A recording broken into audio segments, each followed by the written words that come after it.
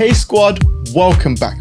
Now today's video is all about the importance of converting MIDI regions into audio and the advantages that come with taking that action in terms of computer resources, as well as the creative things that you can do once your MIDI is in audio format.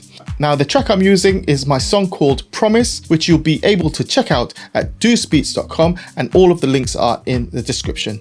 Anyway, let's get right into this. Okay, so as you can see, this is a pretty big production with a combination of MIDI parts as well as audio recordings. Let's just start with this section here, and I've only got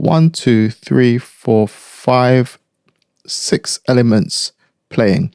Okay, we've got some drums and percussion going as well, but in terms of synths, I've got 6 synths going. So let's just play that back and I'll show you what's actually going on.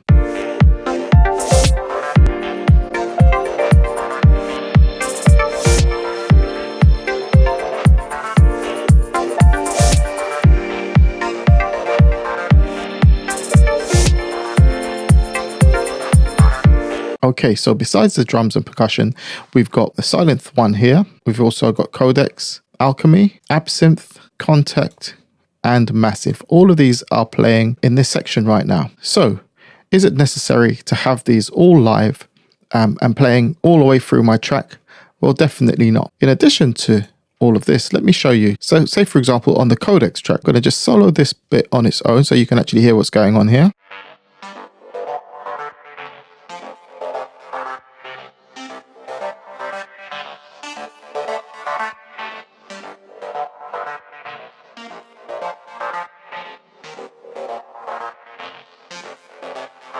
Okay, cool. So we've got the synth right here, plus we've got all of these plugins on that individual track. Now the part actually repeats quite a lot. I've actually gone through and I've worked out what's going to be happening at different intervals. So this is going to be happening there a bit later on. Let's move along here. As you can see, the MIDI events change somewhat. Let's just bring that in.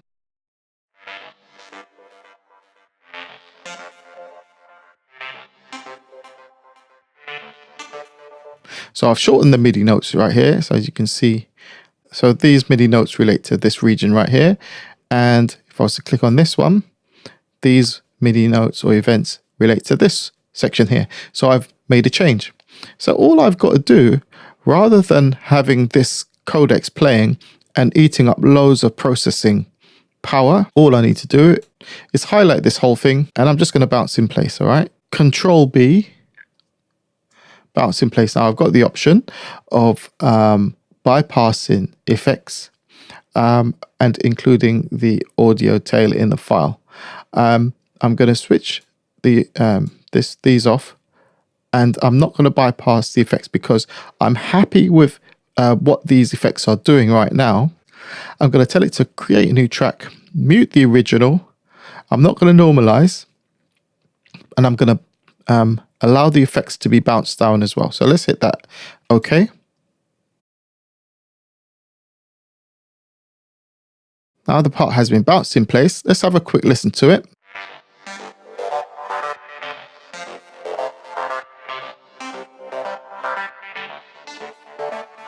Okay, so that's all good. Now the next thing I generally do is I select the part. As you can see, the levels have gone up pretty high. So what I want to do, I want to get some more control over this. I'm going to click on the region inspector box right here, and then I'm just going to reduce the gain. I'm going to take out about 12 dB of gain. So set it to about minus 12 dB. That gives me plenty of headroom to work with in terms of my volume fader. Plus, I might choose to do some additional things in terms of effects. Maybe I want to add something different or mess with this in some other way. So let's have a quick listen to that.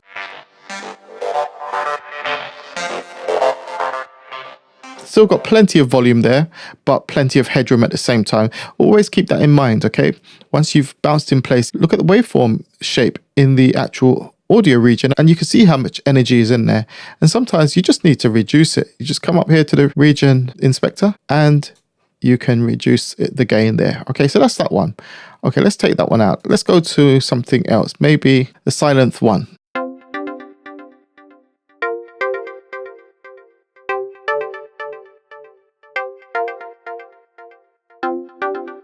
Now the synth itself is not doing very much, but at the same time it's taking up valuable processing power that I'd much rather save for something else. So let's actually look at the track. So the track itself, it's not got a lot going on in the actual MIDI region. All I've got on the channel strip is a stereo delay plugin. Now the other thing I've got to look at is to check to see what else is going on along here. It's pretty much the same pattern being repeated at different intervals in terms of automation.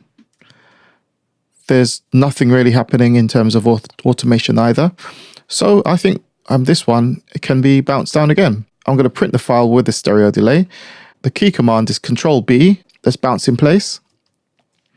I'm going to have exactly the same settings as I did before on the previous bounce and just hit OK. And now here's our bounced track.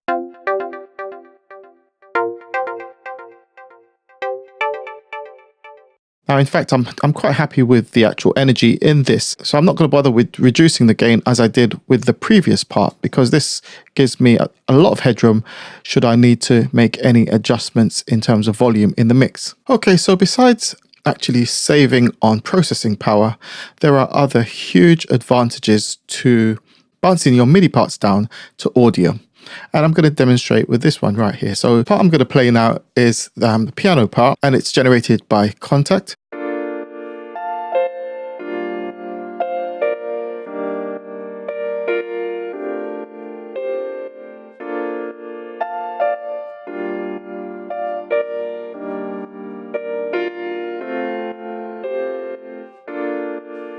Okay, so it's the same sort of progression being repeated all the way through here, all the way up to there. So I've already bounced this down before, so I'm just going to show you what you can do once you've bounced down a part such as this. So let's just scroll along here. Okay, so having bounced down the audio, I've chopped up the region into small chunks. In fact, they're 2-beat chunks. Okay, so half a bar chunks. All right, and I've just kept certain bits in. So have a listen to the bits I've kept in. Now, those bits have been reversed, and I've reversed all of the chunks by coming up here to the region inspector and clicking reverse right here. Let's do that. So this is the normal playback.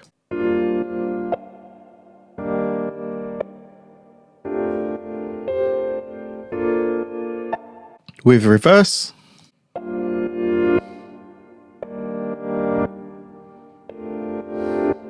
And always remember to add a small fade at the front and the end of each of these chunks by just adding one in here and one out here. Okay, right. So just to give you some context, let's play this back and have the original MIDI part playing up here so you can actually understand what's going on. All right, so let's select that and play this back.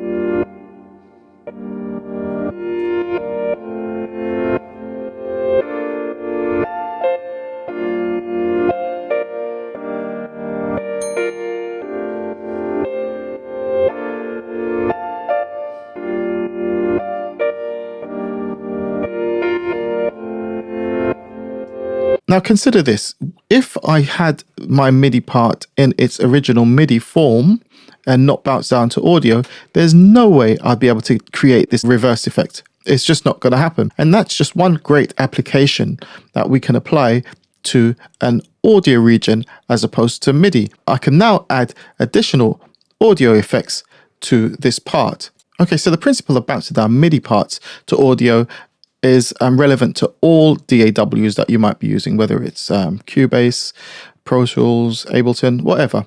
You know, the principle is the same. It really does help in terms of saving you on processing power. Let's just go back to our MIDI page. So I've bounced this part down to audio. So the MIDI track would have been muted after the bounce. What we ought to do as well is come over to the actual synth and switch the synth off.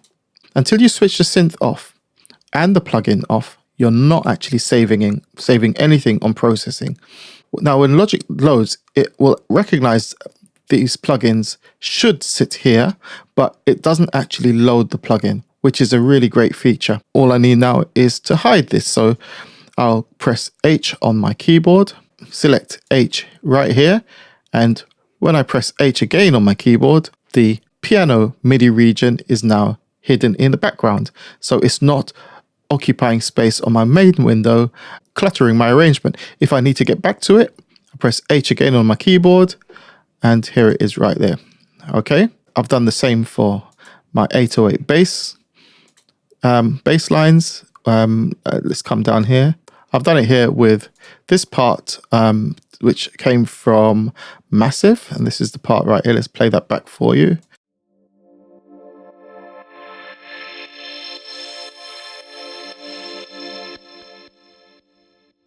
Now on this occasion, I've actually bounced down the MIDI part to audio. I've then applied new audio effects to this part, which again, I can bounce again if I wanted to, but I've left them open for further manipulation. Okay.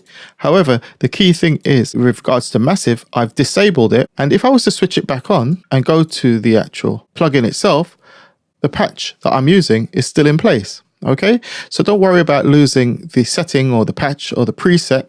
It's there in place for you.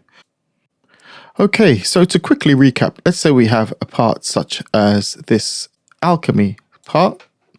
Let's play that back so you can hear what's going on.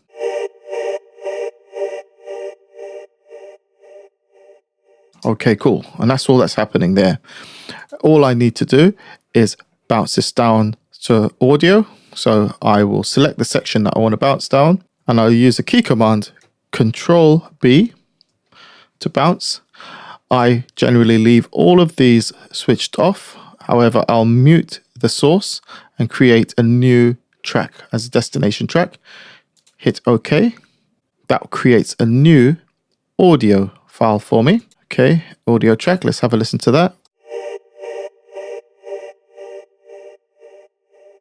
Let's say, for example, when I bounced it down, the waveform had a bit too much energy and left me little headroom. What I'll do, I'll come up here to the region inspector.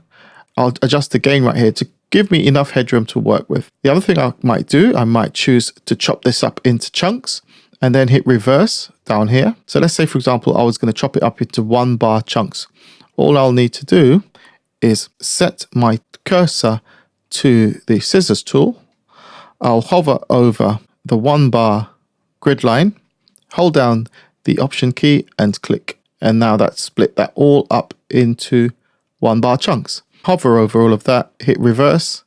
And the final thing you'd want to do here as well is just put a single unit of fade there in and out so that you don't get any glitching at the edges of these audio regions.